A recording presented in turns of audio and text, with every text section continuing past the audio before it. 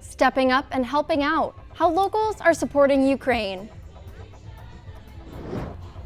From touchdown to tragedy, I'm Belle Fahey on why this local high school football team has gone from crowded to caution. UT10 News starts now. Police are still searching for suspects after a shooting at a local high school football game left 3 people injured last Friday. The drive-by shooting happened at Whitmer High School as they played Central Catholic. The stands were filled with people, like one of the witnesses I spoke with who said that this was the scariest moment of her life.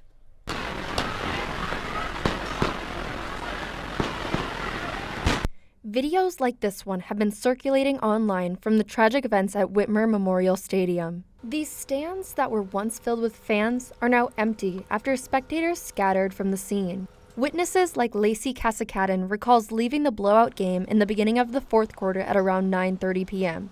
What she didn't know is that she would be merely feet away from the active shooting. We were literally probably 10 seconds away. If we would have left 10 seconds later, we would have been right where they were shooting at, where they found like the bullet pieces. That moment when we were squatted down, like I was looking at the stadium, everyone was running and screaming. The game was paused with a little under 7 minutes left, and emergency responders were sent to the school.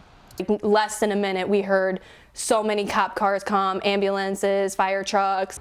Signs like the one behind me saying, "We are Panthers," are some of the last items left at the scene here from Friday night. Most of the other items that were left behind were collected by police. Inside the locker room, everything remained untouched. Bags, clothes, and phones were all left behind. The 2 adults and 1 Whitmer student that were shot had non-life-threatening injuries and should make full recovery. The Whitmer Panthers are still planning on playing against Clay High School this Friday. Students on both teams are planning to wear orange to raise gun violence awareness. Just sad to know like that people have to experience this. Like you can't even go to a Friday night football game. Toledo police released this image of what they believe to be the car driven by the suspect Friday night. If you recognize this vehicle or have any information, call Crime Stoppers. In economic news, experts say we can expect to pay even more for goods and services in the coming weeks as OPEC announced plans to decrease global oil production by 2 million barrels daily. This will, of course, impact the price at the pump. Even though the US produces most of its own oil, a large quantity is likely to be shipped overseas. Dr. David Black, interim chair of the Department of Economics at Toledo, says we will see the impacts across all sectors, including retail and manufacturing. It can have a serious impact on the U.S. and both nationally and locally, and it's because higher producer prices are passed on to consumers. Black says economists can't accurately predict how long this increase will last. He says interest rates will likely continue to increase as well. Voter registration for midterms ended earlier this week. Officials say more than 8 million Ohioans are registered to vote. That's down from the number of registered voters in 2020 and 2018. The Lucas County Board of Elections Deputy Director says an aging population in Ohio is partially to blame. Another issue, poll workers are also aging. The director hopes to bring in some younger help. We have to get well over 1,000 poll workers to just work on election day. We become the largest county agency in Lucas County on election day due to all the employees we have come work. The average age for an election day worker is 75. Now let's turn it over to Crystal for news making headlines across America. Rapper Kanye West finds himself surrounded by controversy once again. The Associated Press reports he's temporarily locked out of Twitter and Instagram for policy violations due to anti-Semitic posts. In one tweet, West said he would soon go, quote, DEFCON 3 on Jewish people. You may remember earlier this month, he was criticized for wearing a White Lives Matter t-shirt at Paris Fashion Week.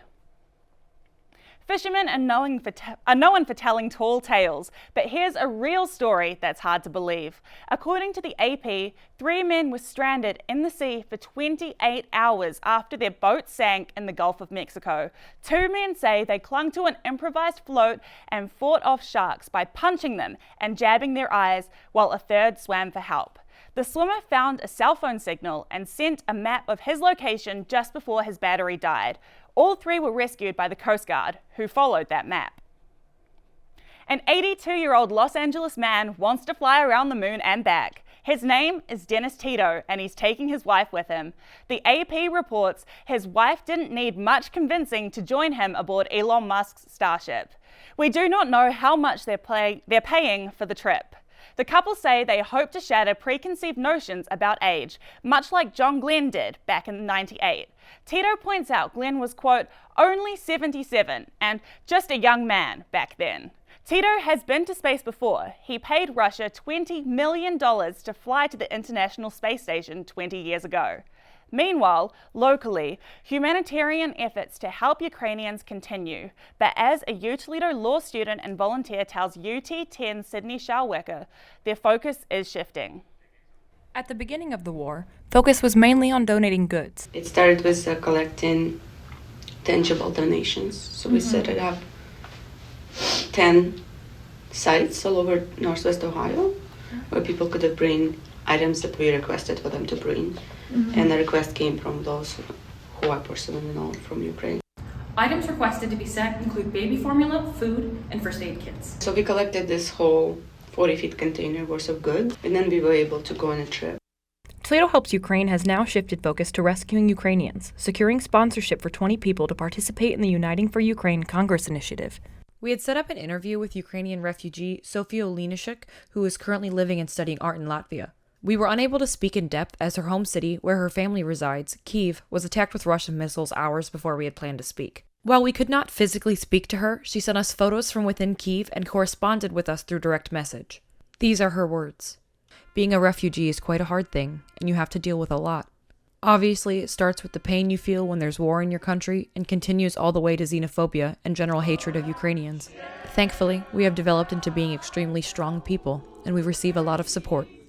Due to horrible propaganda, there is a lot of false statements about Ukraine, claims of fascism, nationalism, and that the bombings are from Ukrainian government. If Russia stops fighting the war will be over. But if Ukraine stops fighting, there will be no Ukraine. I'm Sydney Schauwecker for UT10 News.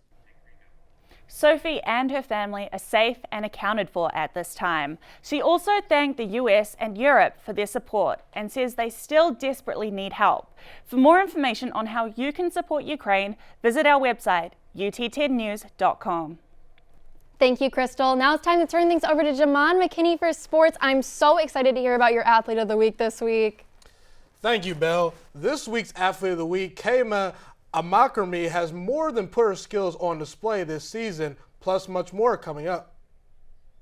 Broadcasting live from 88.3 WXUT Studio, I'm Crystal Clark. Let's begin. Love the UT10 student newscast? You'll love the student-run WXUT Weekly News Update. The WXUT Weekly News Update gives you the lowdown on campus, city, state, and nationwide happenings. It's now been almost 2 months into Russia's war on Ukraine. All researched and reported by the students of UT10 News. Catch the show at 7:45 a.m. Saturdays on 88.3 FM WXUT.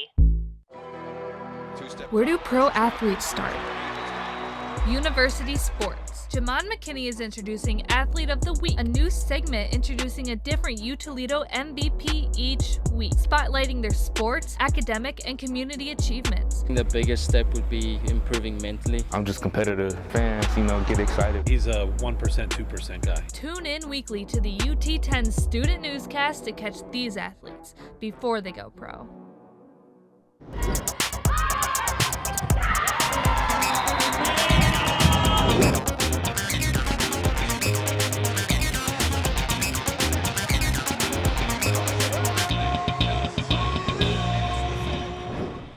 I'm Jaman McKinney, and this is your UT10 Sports Report. Kayma Amakrami has made quite the impact already since stepping on campus at the University of Toledo. Kayma has had the opportunity as a freshman to start several games, has successfully battled through an ankle injury, and truly has won over her teammates. The root to what makes her so successful comes from an interesting angle, many would say.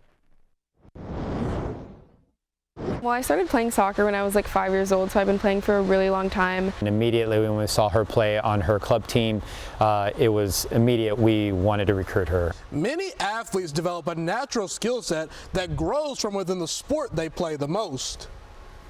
Meanwhile, for others, their athletic background could be traced towards a sport that they never truly played growing up. I think it helps when your dad was a stud running back at Michigan State. My dad has kind of just been like my best friend through my whole soccer career. I'm number 23, and the reason that I am number 23 is because that was his football number. I was trying to decide what number I wanted to be, and I was like, you know what, I really like the number 23, and Dad, that was your number. And he was like, well, you can't be my number unless you score this amount of goals or unless you do this. I kind of like had a goal for myself to kind of earn that number in a way. She had a lot of good interests. A lot of big schools were interested in her. Her parents' alma mater, Michigan State, was certainly an option, being only 10 minutes away from home. However, Kayma decided to truly mold her own path by majoring in business while playing soccer at the University of Toledo. As a teammate, our players look up to her, they respect her, because she just comes out and plays. She works hard,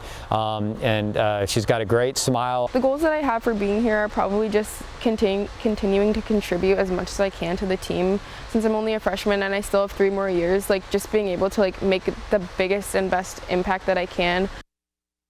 Head coach TJ Buchholz has expressed Kayma's rare combination of size, speed, field vision, and ability to get her teammates involved that is something that truly cannot be taught. Some may remember the name Taylor Razga from his time playing for the Toledo Storm. He's now a fitness coach, and his goal is to help change 1 million lives. UT10's Zeke Fravor is live in the newsroom with how Razga is trying to achieve his goal. Zeke? Thanks, Jamon. Taylor Razga was born in Petersburg, Michigan, just across the state line. He played for the Toledo Storm during the 2006 season, and upon his retirement in 2011, coached youth hockey here in Northwest Ohio and later opened Pillar Fitness. At any given time, you can find Taylor Razga at his gym. With a 5 a.m. opening time and a 7:30 p.m. closing time, days can be long. He specializes in CrossFit, which according to Razga is a bit different from your normal gym regimen. With our programming, we're programmed out 365 days in advance, so you won't do the same workout twice in the course of a year at our facility.